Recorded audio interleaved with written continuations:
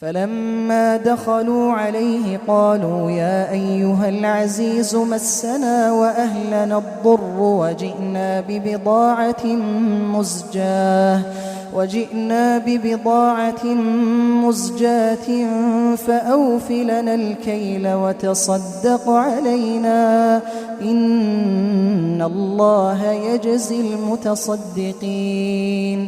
قال هل علمتم ما فعلتم بيوسف وأخيه إذ أنتم جاهلون؟ قالوا أئنك لأنت يوسف؟ قال أنا يوسف وهذا أخي قد من الله علينا إنه من يتق ويصبر فإن الله لا يضيع أجر المحسنين. قالوا تالله لقد آثرك الله علينا وإن كنا لخاطئين. قال لا تثريب عليكم اليوم يغفر الله لكم وهو أرحم الراحمين. اذهبوا بقميصي هذا فألقوه على وجه أبي يأت بصيرا وأتوني بأهلكم أجمعين. ولما فصلت العير قال أبوهم إني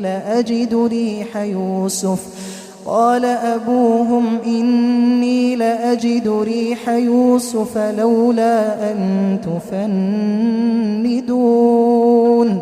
قالوا تالله إنك لفي ضلالك القديم. فلما أن جاء البشير ألقاه على وجهه فارتد بصيرا قال ألم أقل لكم إني أعلم من الله ما لا تعلمون؟ قالوا يا أبانا استغفر لنا ذنوبنا إنا كنا خاطئين.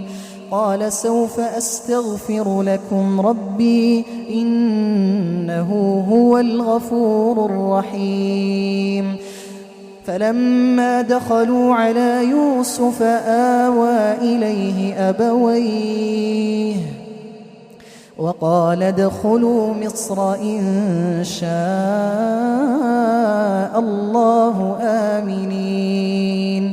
ورفع أبويه على العرش وخروا له سجدا وقال يا أبت هذا تأويل رؤياي من قبل قد جعلها ربي حقا وقد أحسن بي إذ أخرجني من السجن وجاء بكم من البدو من بعد أن نزغ الشيطان بيني وبين إخوتي إن ربي لطيف لما يشاء إنه هو العليم الحكيم. رب قد آتيتني من الملك وعلمتني من تأويل الأحاديث فاطر السماوات والأرض أنت ولي في الدنيا والآخرة توفني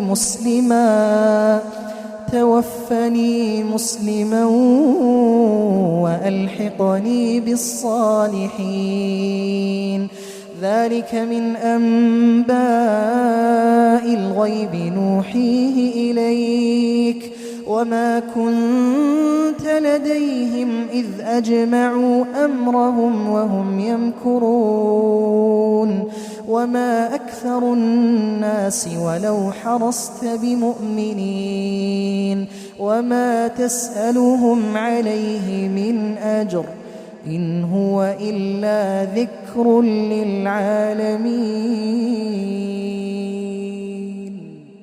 وكأي من آية في السماوات والأرض يمرون عليها وهم عنها معرضون وما يؤمن أكثرهم بالله إلا وهم مشركون أفأمنوا أن تأتيهم غاشية من عذاب الله أو تأتيهم الساعة بغتة وهم لا يشعرون قل هذه سبيلي أدعو إلى الله على بصيرة أنا ومن اتبعني وسبحان الله وما أنا من المشركين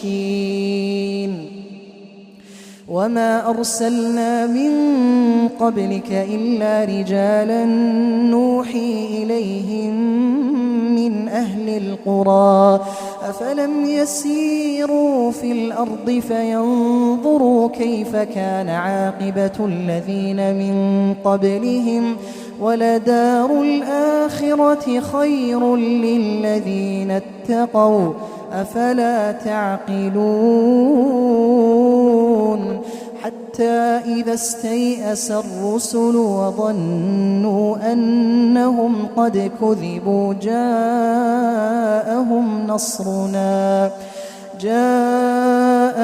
نصرنا فنجي من نشاء